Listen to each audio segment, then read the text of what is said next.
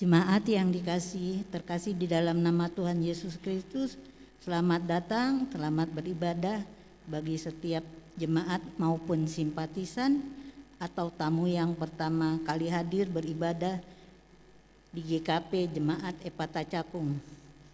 Perlu kita perhatikan bersama dalam rangka penyesuaian masa transisi new era normal untuk mencegah virus COVID-19, maka ibadah ini dilakukan dengan mengikuti prosedur protokol kesehatan yang disarankan oleh pemerintah, sehingga diharapkan memberikan kenyamanan dan keamanan bersama. Memasuki Minggu Trinitas, Minggu ke-11 sesudah Pantekosta, serta memperingati kemerdekaan ke-75 tahun Republik Indonesia yang bertemakan kemerdekaan Kristen. Marilah kita beribadah dengan penuh sukacita. Sebelum memulai ibadah minggu ini, kita dengarkanlah warta jemaat sebagai pedoman kegiatan untuk sepekan ke depan. Pelayan kebaktian minggu ketiga 16 Agustus 2020 pukul 17 kita dilayani oleh Pendeta Frida Kapoh STH dari GPIB Karis Pulau Gebang. Atas nama jemaat kami mengucapkan terima kasih atas pelayan. Tuhan memberkati.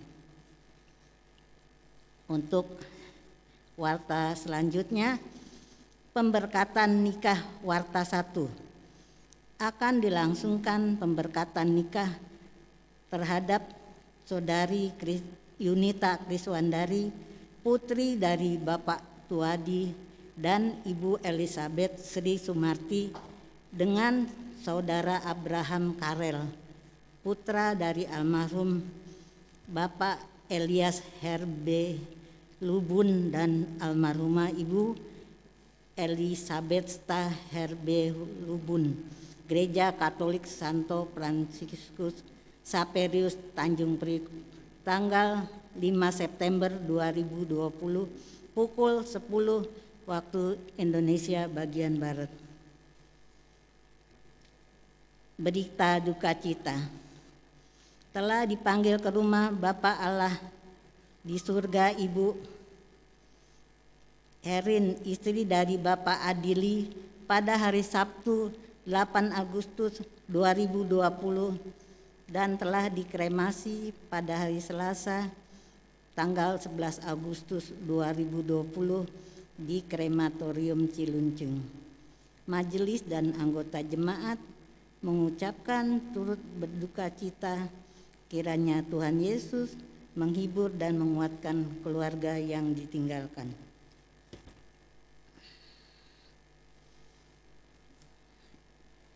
Teknis pemberian persembahan.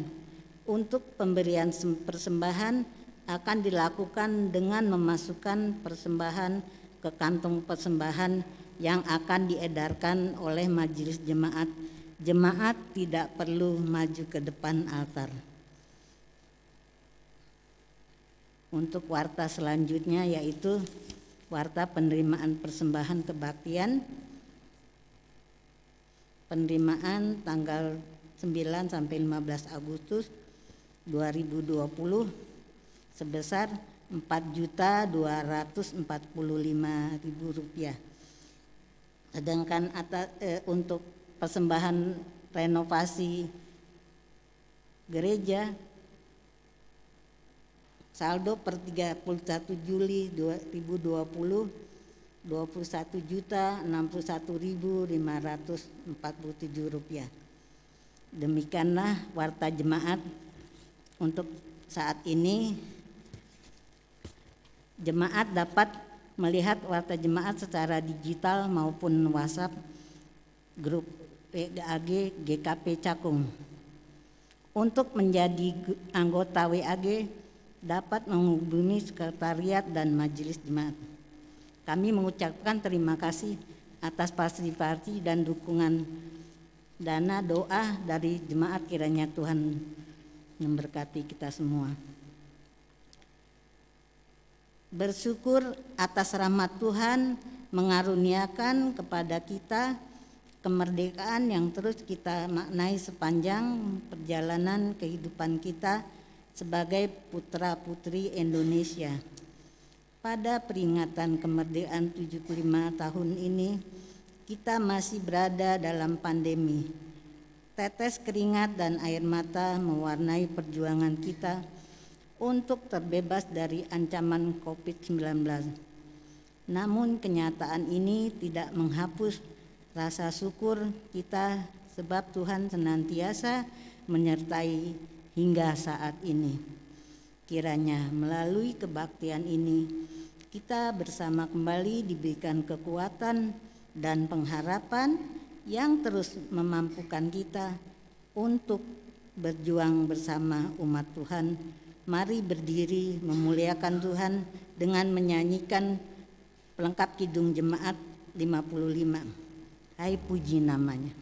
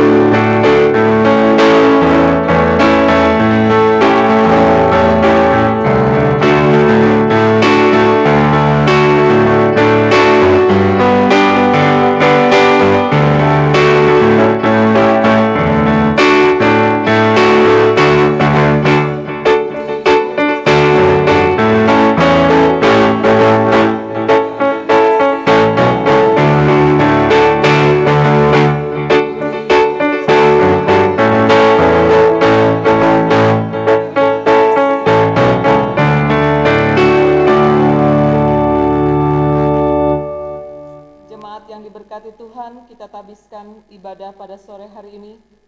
Kebaktian syukur atas kemerdekaan ke-75 tahun Republik Indonesia ini berlangsung dalam nama Allah Bapa, Anak, dan Roh Kudus. Amin. Damai sejahtera Tuhan beserta saudara-saudara. 1 Petrus 2 ayat 16 menjadi nats pembimbing ibadah sore ini menyatakan, hiduplah sebagai orang yang merdeka dan bukan seperti mereka yang menyalahgunakan kemerdekaan itu untuk menyelubungi kejahatan-kejahatan mereka, tetapi hiduplah sebagai hamba-hamba Allah. Demikianlah nats pembimbing dalam kebaktian sore ini. Kita sambut dengan pujian Kita Akan Menang.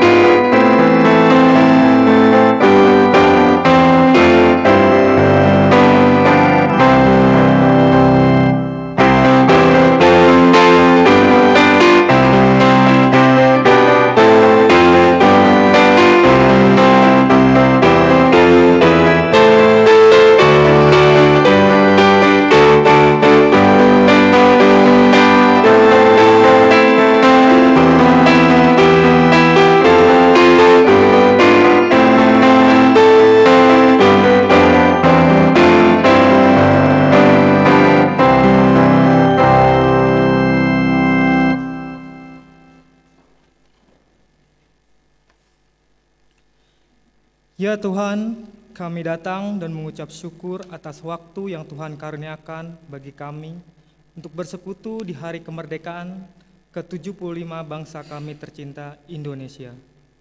Kami yang beribadah di gereja ataupun di rumah masing-masing dipersatukan untuk menghayati keprihatinan bersama yang perlu kami perjuangkan, khususnya dalam mewujudkan kemerdekaan seutuhnya. Ampunilah kami atas sikap dan laku hidup yang telah membelenggu hak sesama untuk mendapat hidup yang layak dan perlakuan yang adil. Inilah pengakuan kami, Tuhan. Ampuni kami yang seringkali hanya sebatas doa dan wacana dalam berjuang bagi sesama yang menderita sebagai korban atas berbagai tindak kekerasan dan kejahatan. Inilah penyesalan kami, Tuhan. Kiranya dalam perkenan-Mu kami beroleh pengampunan dan diberi kesempatan untuk bertutur, berpikir, dan bertindak lebih baik.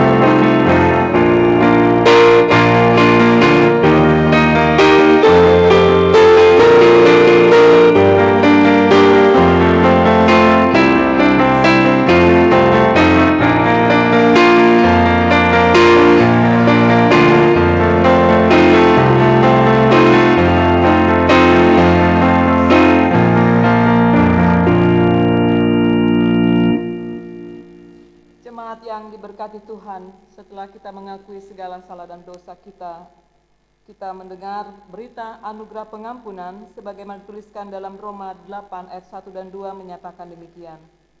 Demikianlah sekarang tidak ada penghukuman bagi mereka yang ada dalam Kristus Yesus. Roh yang memberi hidup telah memerdekakan kamu dalam Kristus dari hukum dosa dan hukum maut. Saudaraku, demikianlah berita anugerah pengampunan dari Allah. Jemaat, silakan duduk.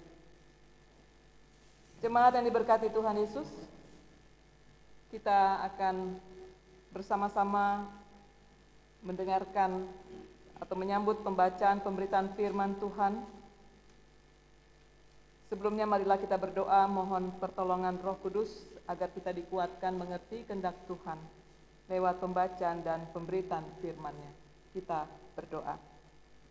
Allah yang rahmani dan rahimi di dalam Yesus Kristus Tuhan dan Juru Selamat kami mengucap syukur sekalipun di tengah situasi yang masih mencekam oleh karena pandemi COVID-19 belum juga berlalu dari negeri kami, bahkan dari dunia ciptaan-Mu Tuhan. Tapi kami tetap bersyukur karena oleh kekuatan Roh Tuhan, kami tetap memilih setia beribadah kepada Tuhan dan percaya bahwa hidup kami Tuhan yang pegang. Karena itu ya Tuhan, kami terus mengandalkan kekuatan firman Tuhan yang memberi kedamaian hati kami untuk melanjutkan kehidupan di tengah dunia penuh mara bahaya ini. Bimbinglah kami oleh kekuatan Roh-Mu ya Allah, agar kami beroleh kekuatan hikmat marifat daripada Tuhan untuk mendengar dengan telinga iman, mengerti dengan hati yang taat pada kehendak Tuhan. Dan di dalamnya kami boleh melakukan apa yang Tuhan kehendaki di setiap langkah hidup beriman kami. Ampuni salah dan dosa kami ya Tuhan Allah, agar kami layak berada di sekitar kekudusan firman-Mu di sore hari penuh berkat-Mu ini.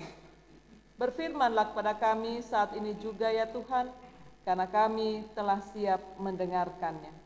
Di dalam nama Yesus Kristus, firman yang kudus, kami berdoa, mohon pertolongan Roh Tuhan.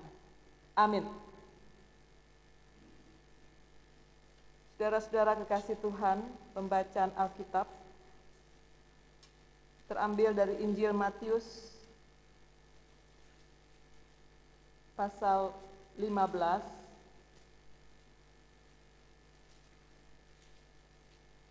Injil Matius 15 ayat 21 sampai 28.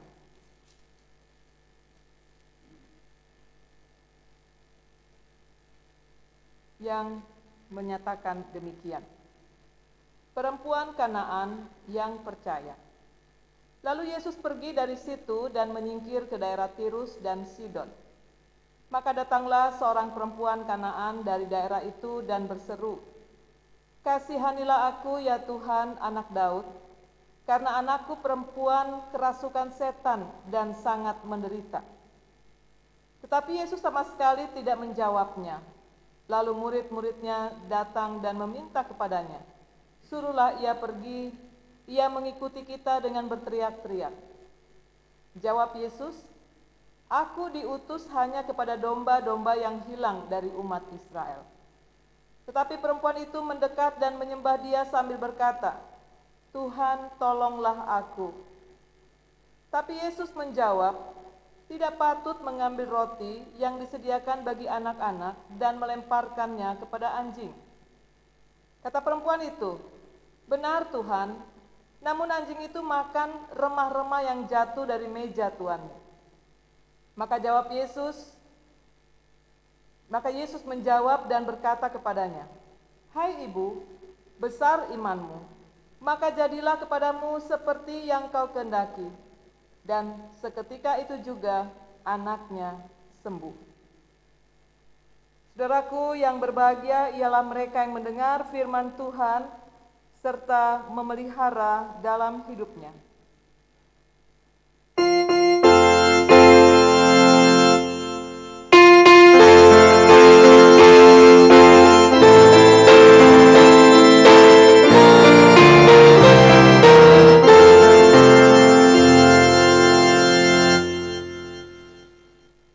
Saudara-saudaraku yang kekasih dalam Tuhan Yesus, Shalom.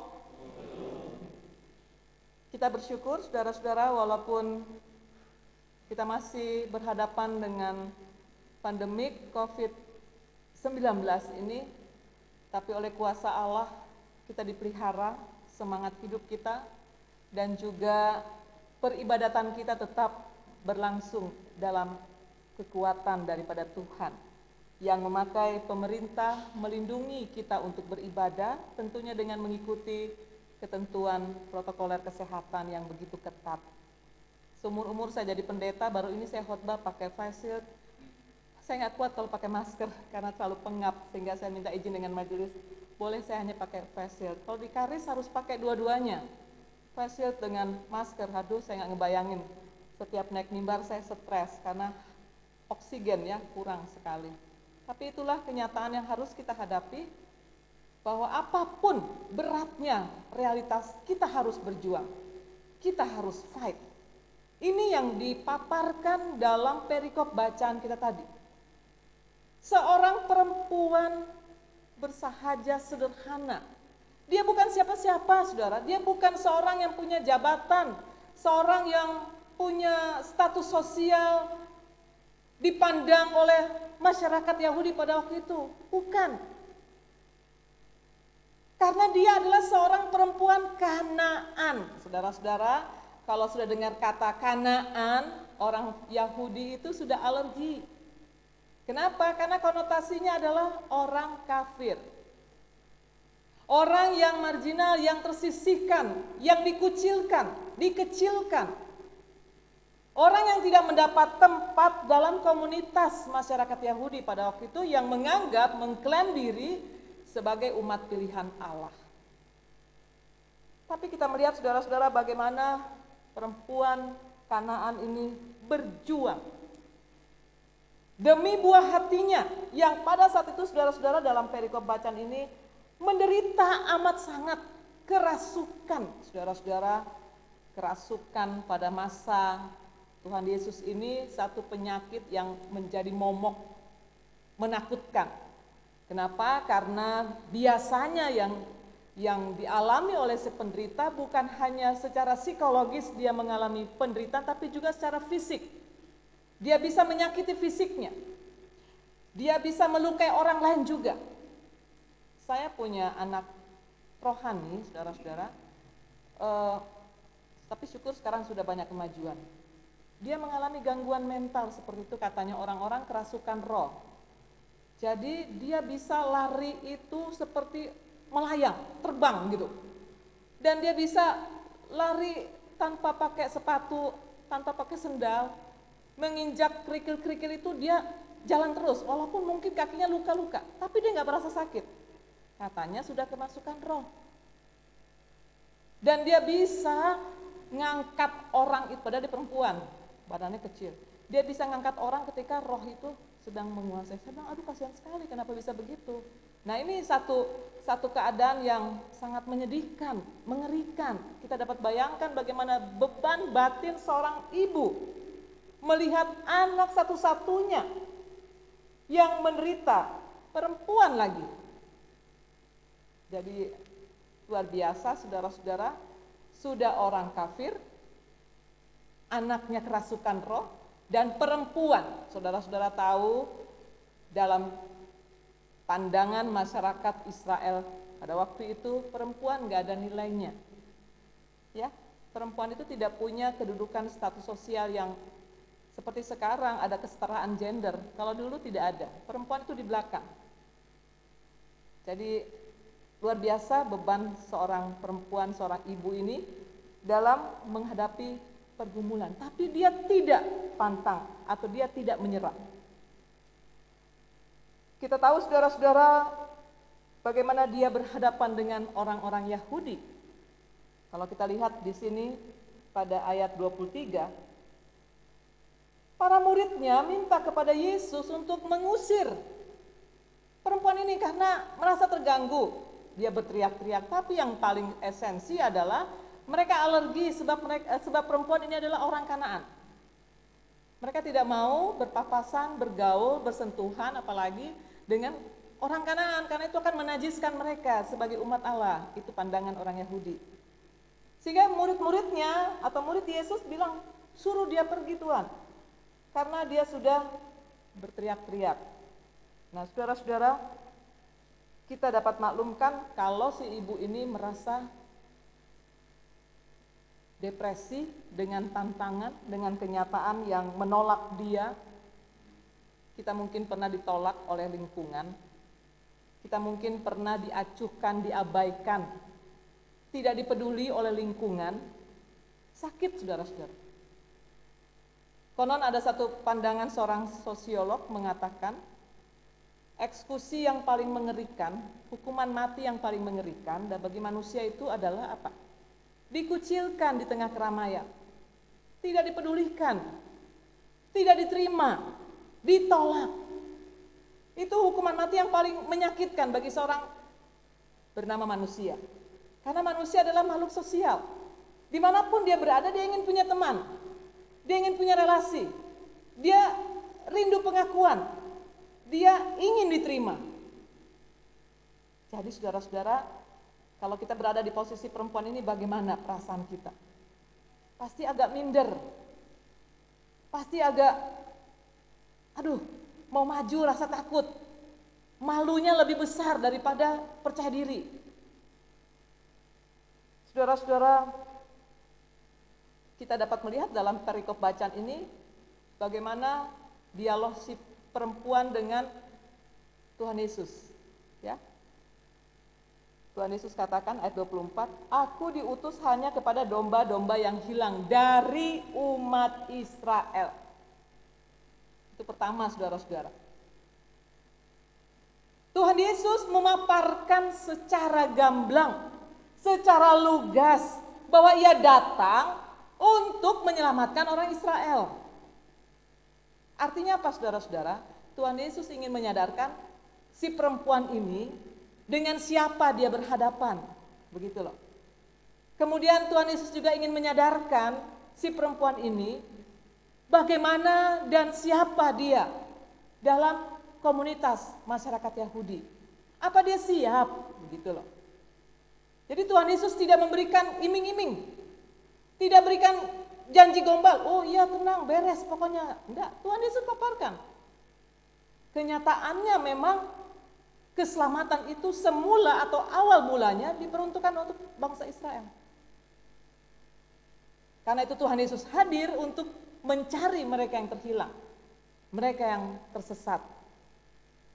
Itu pertama, saudara-saudara, secara halus tersirat di dalamnya, perempuan ini ditolak. Ya, ditolak oleh Tuhan Yesus. Tapi tidak langsung Tuhan Yesus katakan kamu tidak boleh. Lalu yang kedua, saudara-saudara, kita melihat di sini Tuhan Yesus katakan pada ayat yang ke-26. Tidak patut mengambil roti yang disediakan bagi anak-anak dan melemparkannya kepada anjing. Saudara-saudara, hewan bernama anjing pada masa Tuhan Yesus ini adalah termasuk hewan najis. Kalau sekarang kan walaupun ada seperti itu tapi tidak terlalu fanatik ya, tapi kalau bagi orang Yahudi, saudara-saudara, itu dianggap najis. Kecuali hewan anjing peliharaan di rumah. Jadi yang dimaksud di sini mungkin ini anjing-anjing liar yang berada di luar. Tapi yang jelas konotasinya adalah ini satu istilah kasar. Karena identik dengan kenajisan. Identik dengan hal yang kotor, hal yang hina. Kita mungkin bertanya, kok tegas sih Tuhan Yesus ngomong seperti itu, apa enggak ada bahasa lain? Saudara-saudara, Tuhan Yesus mewakili pola pikir para murid pada waktu itu. Tuhan Yesus ingin menyuarakan ini loh, realitas masyarakat yang kamu hadapi, hai ibu, hai perempuan, kamu kuat tidak? Dan sekaligus Tuhan Yesus juga memperdengarkan kepada orang Yahudi, kepada para muridnya, tentang siapa si perempuan ini. Nanti berikutnya kita akan melihat pada ayat 28 luar biasa, saudara-saudara. Tuhan Yesus katakan, dikatakan dalam ayat 28, hai ibu, besar imanmu, maka jadilah kepadamu seperti yang kau kehendaki. Itu pukulan telak bagi orang Yahudi, bagi para murid. Hebat ya, Tuhan Yesus itu memberikan sentilan, cubitan kepada orang Yahudi, kepada para murid. Awal-awalnya mungkin para murid dan orang Yahudi itu yang hadir dalam percakapan Tuhan Yesus dengan perempuan Kanaan ini merasa tersanjung. Tapi ketika ayat 28 Yesus katakan, besar imanmu, itu sangat memukul perasaan orang Yahudi dan para murid. Kenapa? Lah bayangkan saudara-saudara, seorang perempuan kafir yang tidak dipandang oleh masyarakat pada waktu itu, yang tidak masuk hitungan keselamatan Allah. Tapi ternyata saudara-saudara, Tuhan Yesus memuji imannya. Besar imanmu ibu. Ini boleh dikata kita diajak untuk belajar kepada sesuatu yang kita anggap mungkin rendahan, mungkin paling hina begitu ya. Lalu kita harus belajar dari hal yang rendahan, hal yang paling hina. Apa yang mau kita petik begitu loh. Jelas saudara-saudara yang kekasih dalam Tuhan, di sini Tuhan Yesus mau mengajar dan mengarahkan pandangan orang banyak pada waktu itu yang meremehkan si perempuan. Kenapa saudara-saudara? Tuhan Yesus ingin memberitahukan kepada para murid, kepada orang-orang Yahudi, bahwa ternyata perempuan yang dianggap hina, yang najis seperti anjing tadi dikatakan, tidak punya harga di mata dunia, di mata manusia, tapi ternyata di mata Yesus dia lebih terhormat. Kenapa dia lebih terhormat? Karena dia berani mentuhankan Yesus. Bukan mentuhankan pemikirannya, bukan mentuhankan keinginan hatinya, bukan mentuhankan kepentingan diri dan mengorbankan orang lain. Perempuan ini datang dengan ketulusan, dengan kerendahan hati yang paling rendah. Dia mau dibilang apa sama Tuhan Yesus, dia terima, ya Tuhan, memang aku ini gak layak Tuhan. Aku lebih hina dari seekor anjing Tuhan. Bayangkan saudara-saudara, beranikah kita bersikap demikian ketika kita datang kepada Tuhan? Orang Yahudi, para murid Yesus merasa mereka berhak dan layak datang kepada Tuhan. Sementara si perempuan Kanaan ini berani menempatkan diri seperti anjing, bahkan lebih rendah dari anjing dia siap. Asalkan dia bisa menyebut Yesus adalah Tuhan. Yesus adalah yang terhormat, yang teragung dan termulia dalam hatinya. Itu sebabnya dia katakan, kasihanilah aku ya Tuhan anak Daud, ayat 22. Di situ ada pengakuan dari seorang perempuan kafir, Yesus adalah Mesias, anak Daud. Sementara orang Yahudi menolak kemesiasan Yesus. Ironis kan saudara-saudara? Sementara yang kafir mengaku Yesus Mesias, yang mengaku beriman, yang mengaku beragama, menolak Mesiasnya. Saudaraku yang dikasihi dalam Tuhan Yesus, sungguh menakjubkan karakter spiritual seorang perempuan yang tidak disebut siapa namanya. Ya, ada tradisi dalam penulisan di kitab Injil, kalau tidak disebutkan namanya berarti status sosial orang itu adalah rendahan. Baik dia perempuan maupun laki-laki, kalau tidak dituliskan namanya berarti dia bukan siapa-siapa. Jadi perempuan ini bukan siapa-siapa karena dia tidak dituliskan namanya. Hanya diperjelas identitasnya, dia seorang Kanaan. Penjelasan identitas itu mau menegaskan dia orang kafir. Dia orang yang paling hina di pandangan masyarakat Yahudi. Kontras memang saudara-saudara dengan apa yang dipahami oleh orang Yahudi pada waktu itu, bahkan oleh para murid Yesus, ya. Kita lihat tadi pada ayat yang ke-23, Tuhan Yesus suruhlah dia pergi, bikin rese aja, bikin jijik aja. Itu para murid loh yang ngomong. Padahal para murid itu berhari-hari mengikuti Yesus, menerima pengajaran tentang bagaimana seharusnya memahami keberadaan hidup sesama manusia. Bapak Ibu, saudara-saudara kekasih Tuhan, pembelajaran apa yang kita peroleh dari dua tokoh sentral dalam kisah ini? Baik itu tokoh perempuan Kanaan maupun yang paling utama tokoh Tuhan Yesus. Yang pertama-tama saudara, kita diingatkan oleh firman Tuhan.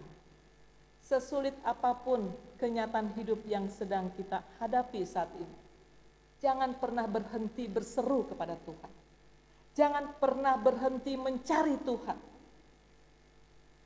Amos 5 ayat 4 dikatakan di sana, carilah Tuhan, maka engkau akan hidup.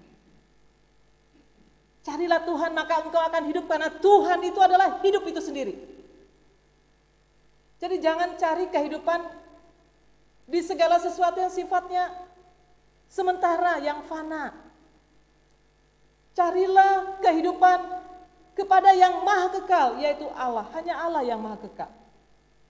Seorang perempuan kafir ini saudara-saudara, dia tidak cari pertolongan ke bukit-bukit Samaria. Dia tidak cari pertolongan ke bukit-bukit penyembahan berhala orang Kanaan. Ketika dia tahu anaknya sakit kerasukan. Yang dia cari siapa?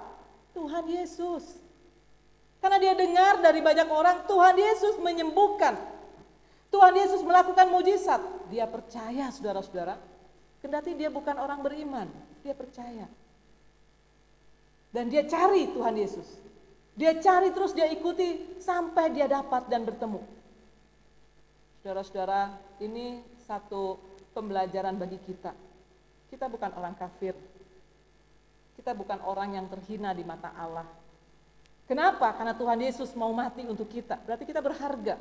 Yesaya 43 ayat 4 katakan, karena engkau berharga di mataku. Yesaya 43 ayat 4. Engkau berharga di mataku, engkau mulia, aku mengasihanimu. Karena itu saudara-saudara, kalau perempuan Kanaan saja yang tidak mengenal Allah mencari Tuhan di tengah pergumulan yang berat, mengapa kita yang adalah benar-benar umat kepunyaan Allah tidak mencari Dia? Ironis sekali kan? Apalagi di tengah situasi yang sangat sulit saat ini. Ancaman dari COVID-19, tapi juga imbas yang kita hadapi akibat dari COVID-19 ini. Ya, situasi ekonomi dunia, situasi ekonomi negeri kita, ekonomi keluarga kita terjun bebas, terpuruk akibat COVID-19. Banyak perusahaan-perusahaan yang tutup, banyak orang-orang pekerja yang dirumahkan, pengangguran makin meningkat. Lalu katanya kriminalitas lebih hebat. Kenapa demikian? Kenapa kejahatan makin meningkat ketika situasi sulit? Karena banyak orang di tengah situasi sulit, mereka tidak mencari Tuhan. Mereka tidak mengikuti jalan Tuhan, tapi mereka mengikuti jalan pikiran mereka. Mereka pikir dengan melakukan kejahatan, mereka bisa lepas dari situasi sulit. Padahal itu tambah menyulitkan mereka, bahkan membuat hidup mereka binasa. Karena itu saudara-saudara, belajarlah dari perempuan Kanaan ini. Di tengah situasi sulit, dia belajar mengenal Tuhan Yesus secara pribadi. Dia belajar menaruh percaya kepada Tuhan Yesus. All out, tidak setengah-setengah loh. Walaupun Tuhan Yesus sudah berkata sedikit kasar ya.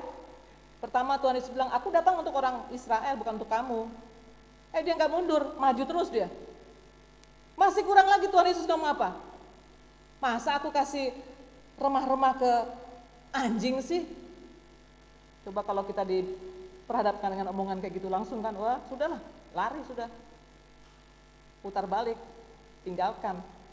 Tapi si perempuan ini tidak sama sekali beranjak dari depan Tuhan Yesus. Dia semakin merunduk dan tertunduk, dia sadar bahwa dia hina di mata Tuhan. Saudara-saudara, seharusnya kita datang mencari Tuhan. Menempatkan diri kita sebagai pribadi yang sangat hina. Kita adalah debu, hina dan fana. Karena itu kita sangat bergantung pada pertolongan Tuhan, pada kuasa Tuhan. Sehingga kita bisa kuat melewati masa-masa sulit ini. Di Amerika, saudara-saudara, saya baru mendengar di TV, banyak obat depresi yang laris manis. Banyak orang stres, banyak orang yang depresi, dan larinya ke jantung karena situasi pandemik ini. Kenapa demikian saudara-saudara? Karena ada ruang kosong di jiwanya yang tidak dipenuhi oleh firman Tuhan.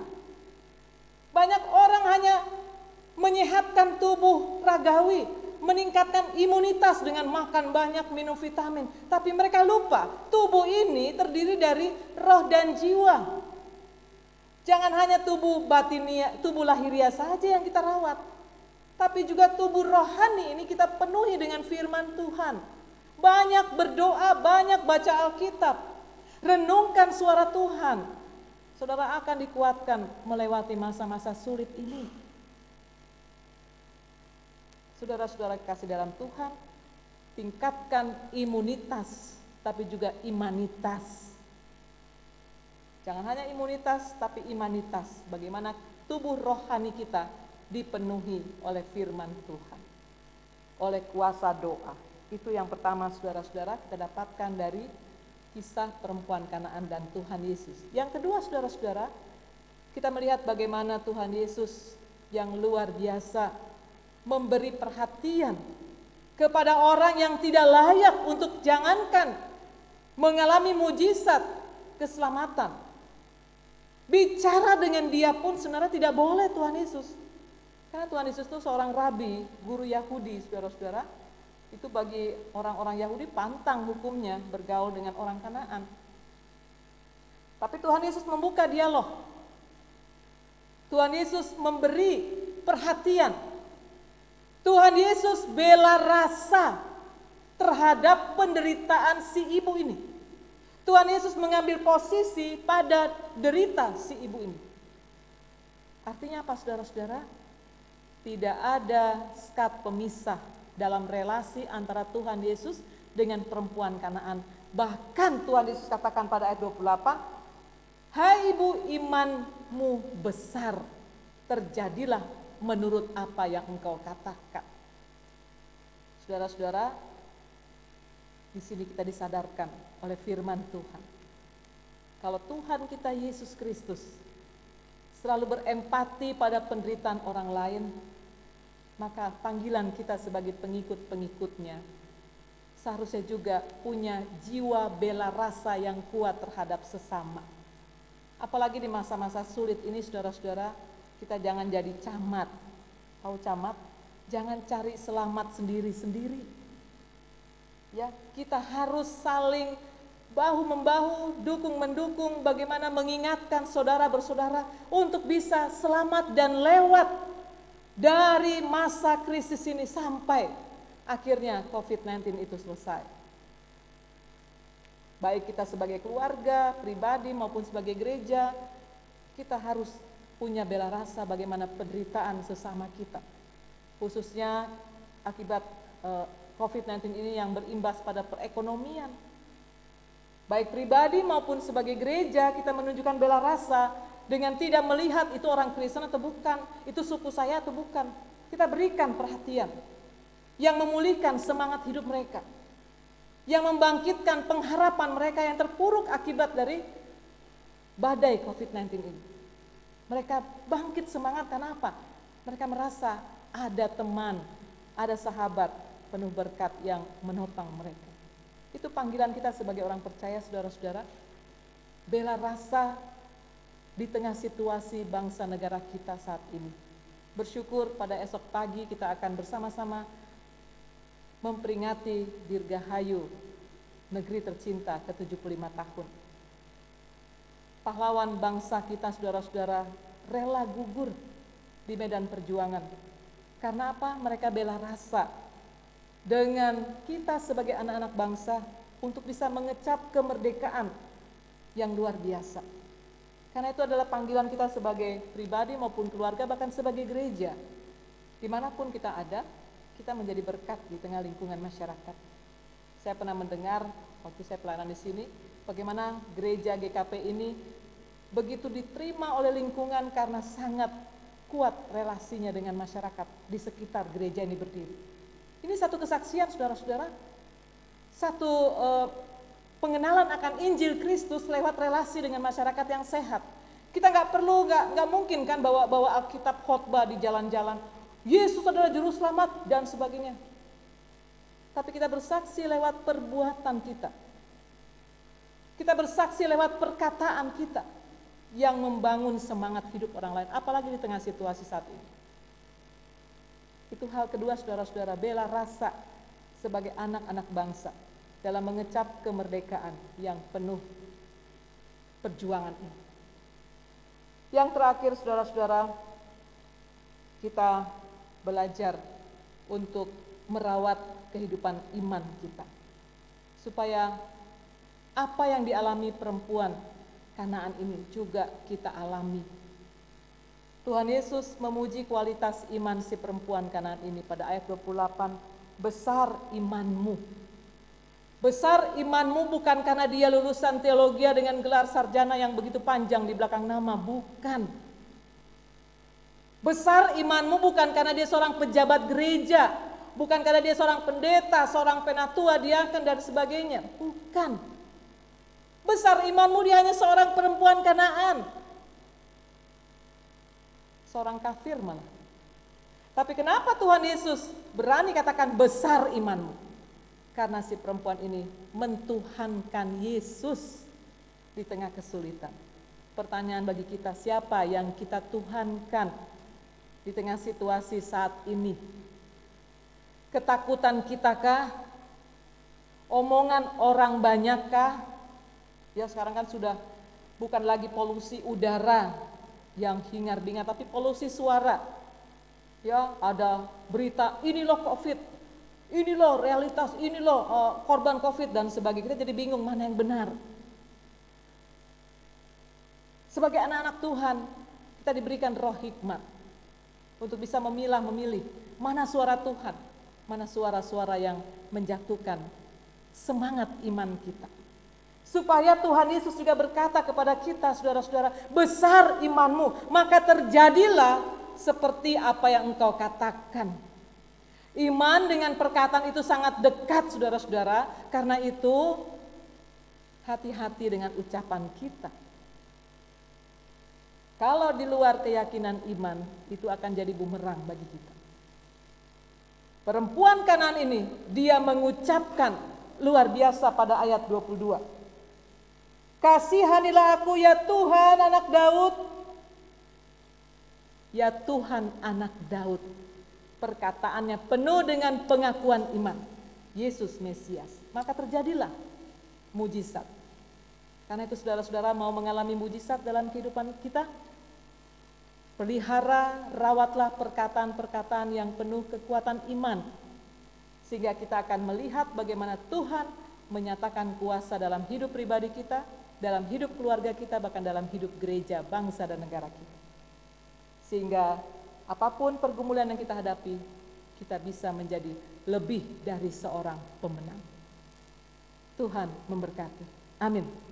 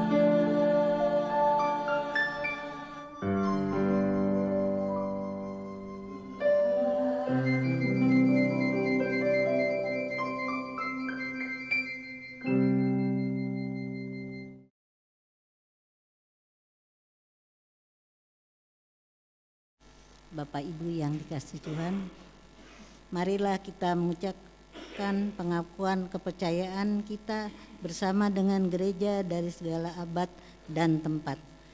Aku percaya kepada Allah, Bapa yang Maha Kuasa, Halik dan kepada Yesus Kristus, anaknya yang tunggal Tuhan kita, yang dikandung dari Roh Kudus, lahir dari anak darah Maria, yang menderita di bawah pemerintahan Pontius Pilatus, disalibkan, mati dan dikuburkan, turun ke dalam kerajaan maut. Pada hari yang ketiga bangkit pula dari antara orang mati, naik ke surga, duduk sebelah kanan Allah, Bapa yang Maha Kuasa, dan akan datang dari sana untuk menghakimi orang yang hidup dan yang mati. Aku percaya kepada Roh Kudus,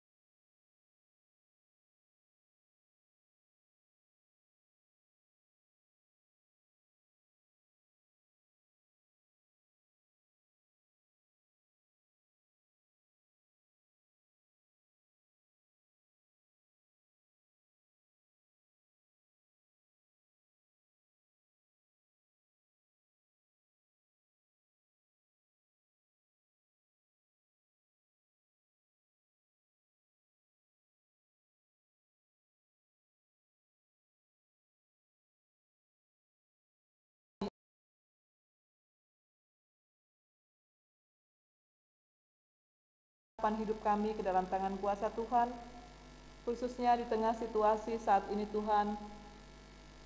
Pada siapa lagi kami berseru kalau bukan hanya padamu Tuhan, karena kami tahu hanya Engkau yang mampu menolong kami untuk bertahan kuat sampai akhir melewati masa-masa yang sangat menakutkan ini. Supaya Tuhan, tubuh ragawi tapi juga rohani kami terpelihara oleh kuasa Tuhan. Orang-orang yang kami cintai dipelihara oleh kuasa Tuhan. Keluarga kami, sahabat, kerabat kami, Tuhan pelihara. Kami juga berdoa ya Tuhan untuk dunia yang sedang sakit oleh wabah pandemi COVID-19 ini. Tuhan, pulihkan dunia ciptaan-Mu ini Tuhan. Kami percaya kuasa-Mu jauh lebih dahsyat daripada COVID-19. Pulihkan juga negeri kami tercinta Tuhan, yang Tuhan tahu bagaimana banyak saudara-saudara kami yang menjadi korban paparan dari infeksi COVID-19 ini Tuhan. Mereka yang bergumul di ruang isolasi, mereka yang bergumul melawan maut, bahkan juga Tuhan, sudah banyak saudara-saudara sebangsa setanah air kami yang Tuhan permuliakan. Ada duka cita yang mendalam dialami oleh bangsa negara kami Tuhan. Sejak bulan Februari yang lalu sampai saat ini berjatuhan korban karena paparan COVID-19. Bahkan juga Tuhan tenaga medis yang selama ini berjuang Tuhan untuk merawat raga semangat hidup sesama. Mereka juga terpapar, bahkan tidak sedikit yang Tuhan permuliakan lewat kematian. Ya Tuhan, beri kami kekuatan Roh-Mu, agar kami bisa mengerti maksud Tuhan di balik semuanya ini. Ampuni salah dan dosa negeri kami Tuhan, ampuni salah dan dosa kami pribadi, keluarga kami. Agar kiranya Tuhan, situasi-situasi yang sangat sulit ini akan terus mendekatkan kami kepada Tuhan, dan kami percaya Tuhan pasti punya rencana dan waktu Tuhan pasti baik adanya. Kami serahkan ya Tuhan pengharapan iman kami untuk gereja-gereja Tuhan. Dimanapun berada dengan situasi saat ini, kuatkan pelayanan gereja Tuhan yang harus melayani kebutuhan jemaat, baik itu ibadah luring, ibadah tatap muka, maupun juga ibadah online. Yang tentunya Tuhan ada kerja keras dari tenaga multimedia untuk bagaimana mengemas ibadah online yang bisa menjadi berkat bagi jemaat yang harus tetap berada di rumah karena kondisi saat ini. Tuhan berkati, biarlah pelayanan gereja-gereja Tuhan tetap terpelihara dalam kasih sayang Tuhan. Secara khusus Tuhan, kami berdoa untuk gereja GKP Jemaat Efata Cakung ini. Tuhan berkati panggilan dan pengutusannya. Tuhan berkati para majelis jemaat. Tuhan berkati juga pendeta jemaat, Bapak Pendeta Erik JH Ekne, yang saat ini Tuhan dalam kondisi fisik kurang sehat. Kami mohon ya Tuhan, uluran tangan kuasa Tuhan memulihkan kesehatan hamba-Mu, karena ada banyak tugas yang harus ia perjuangkan dalam merawat, memelihara umat kepunyaan Tuhan, khususnya di tengah situasi yang sangat sulit ini.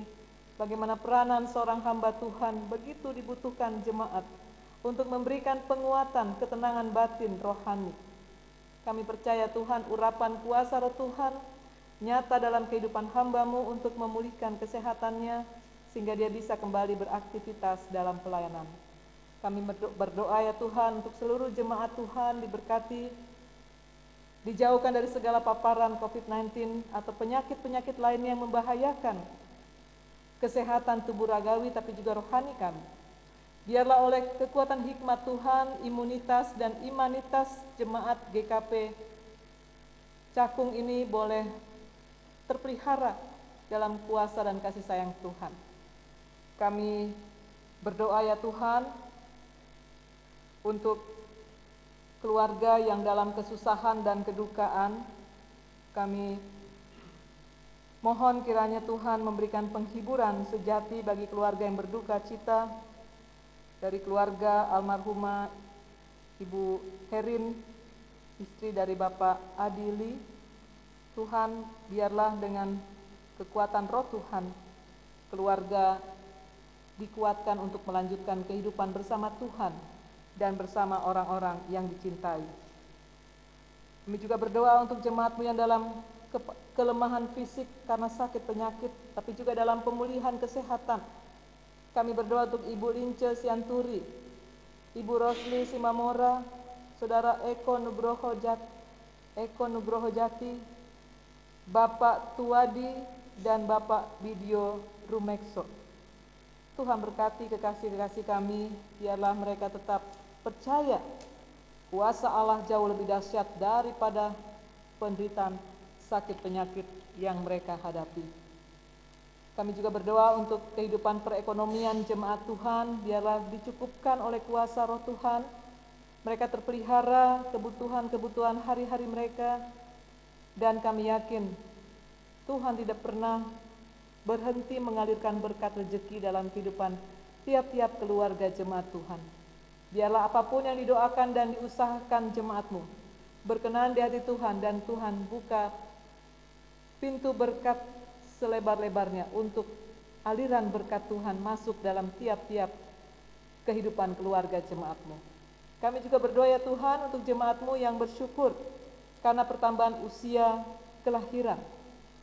Ibu Sri Rejeki, Ibu Duweni Hanurdin, Ibu Aminah Bain, Bapak Marulam Silitonga, Ibu Cynthia Somba, anak Nicholas Juan Carlos, Saudari Preti Angel Hutagalung, Saudari Tiara Pramita Laga, anak Jocelyn Kalista Elirina, dan Ibu Agustina Salma Masolo. Tuhan berkati, biarlah kuasa Roh Tuhan memelihara di tiap langkah kehidupan saudara-saudara kami yang bertambah usia ini.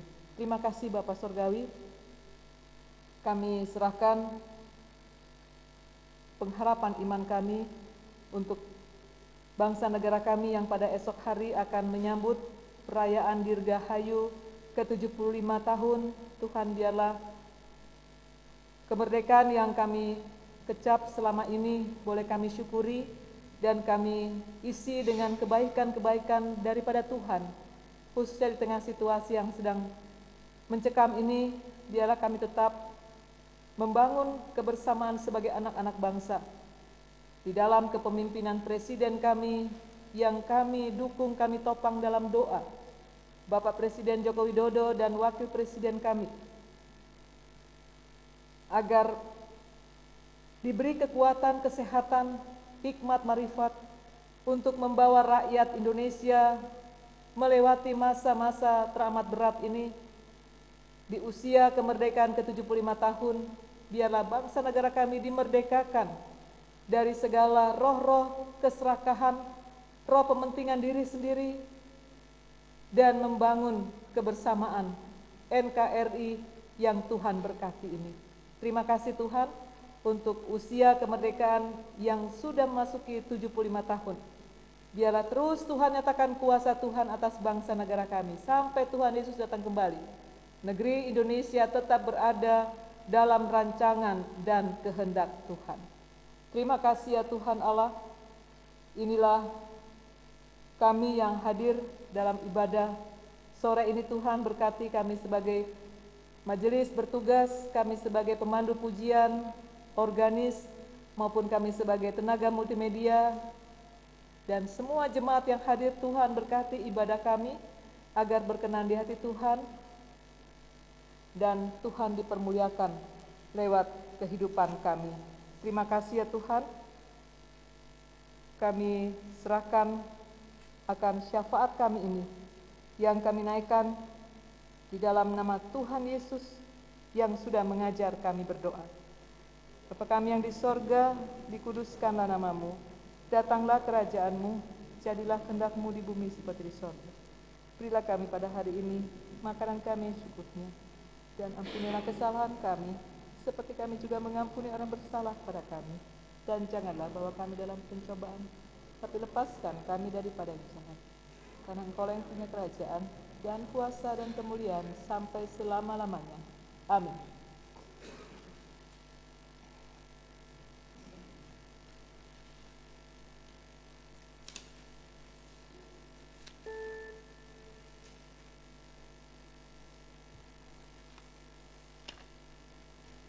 Bapak Ibu Saudara, mari kita memberikan persembahan sebagai salah satu wujud syukur kita kepada Allah yang setia menyertai dan memberkati hidup kita. Ingatlah firman Tuhan, dengan rela hati aku mempersembahkan korban kepadamu, bersyukur sebab namamu baik ya Tuhan, dari Mazmur 54 ayat 8. Diberikan kesempatan kepada jemaat untuk memberikan persembahan untuk renovasi gereja, persembahan syukur, perpuluhan dan bulanan di kantong persembahan yang diedarkan oleh majelis jemaat, sehingga jemaat tidak perlu maju ke depan. Seraya 3 kantong diedarkan, kita akan menyanyikan dari Kidung Jemaat 337.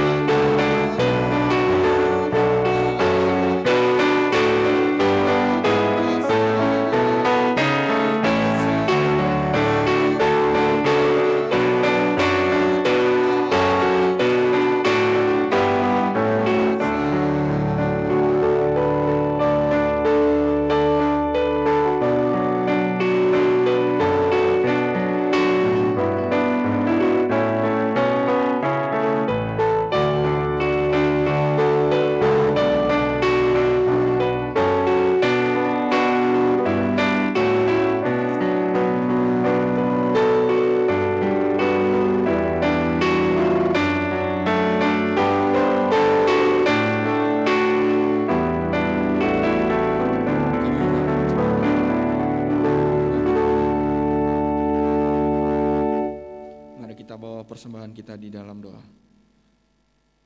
Tuhan, inilah persembahan yang kami himpun dengan sukacita dan ketulusan. Kiranya dapat dipergunakan untuk melanjutkan karya pelayanan dan kesaksian gereja di tengah hidup berbangsa dan bermasyarakat. Di dalam nama Tuhan Yesus kami berdoa. Amin.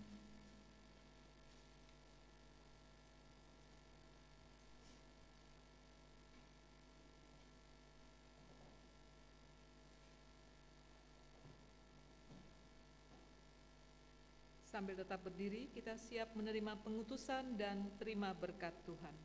Jemaat yang diberkati Tuhan, marilah kita kembali pada jalan perjuangan masing-masing dengan senantiasa melakukan apa yang telah Tuhan firmankan di sore hari ini, yakni kita harus membangun keyakinan iman yang kuat kepada Tuhan Yesus dan memiliki bela rasa atas keberadaan orang lain. Tuhan memberkati. Kita sambut dengan pujian Indonesia Negaraku.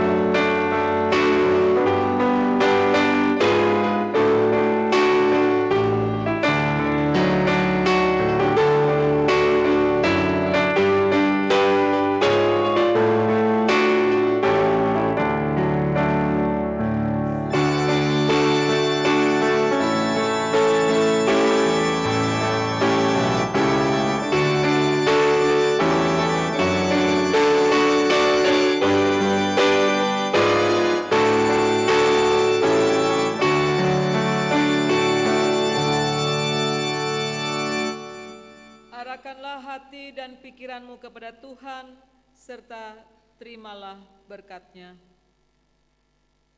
Kasih karunia dan damai sejahtera dari Allah Bapa, Anak, dan Roh Kudus menyertai saudara sekalian kini sampai kekal selama-lamanya.